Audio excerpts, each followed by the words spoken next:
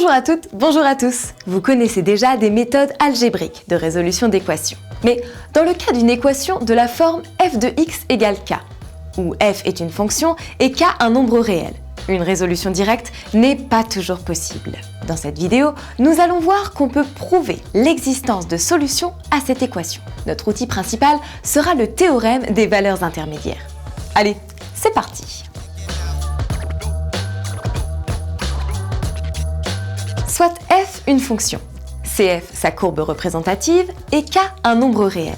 Les solutions de l'équation f de x égale k, si elles existent, sont les nombres x dont l'image par f est égale à k, c'est-à-dire les antécédents de k par f. Le théorème fondamental pour étudier l'existence de ces solutions est le théorème des valeurs intermédiaires. Ce théorème affirme que toute valeur intermédiaire entre deux images par la fonction f est aussi une image par f. Il suffit pour cela que la fonction f soit continue, c'est-à-dire qu'elle ne présente pas de saut, que sa courbe représentative soit d'un seul morceau. Voyons cela en images. Si la fonction f est continue sur l'intervalle i, et si a et b sont deux éléments de i, alors pour tout réel k compris entre f de a et f de b, il existe au moins un réel c compris entre a et b, tel que f de c égale k.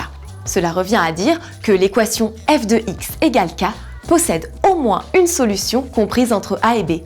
Ici, f de x égale k a trois solutions. Le théorème des valeurs intermédiaires possède un corollaire, utilisé plus fréquemment. Ce corollaire affirme que si la fonction f est continue et strictement monotone sur l'intervalle fermé AB, et si k est un nombre compris entre f de a et f de b, alors il existe exactement un réel c compris entre a et b, tel que f de c égale k. Dans ces conditions, l'équation f de x égale k possède exactement une solution sur l'intervalle fermé AB.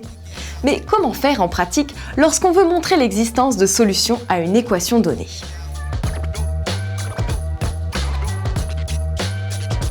En pratique, on montre que l'équation donnée est équivalente à une équation du type f de x égale k, où f est une fonction et k un nombre réel qu'il faut identifier. Et on applique alors le théorème des valeurs intermédiaires sur l'intervalle fermé a, b.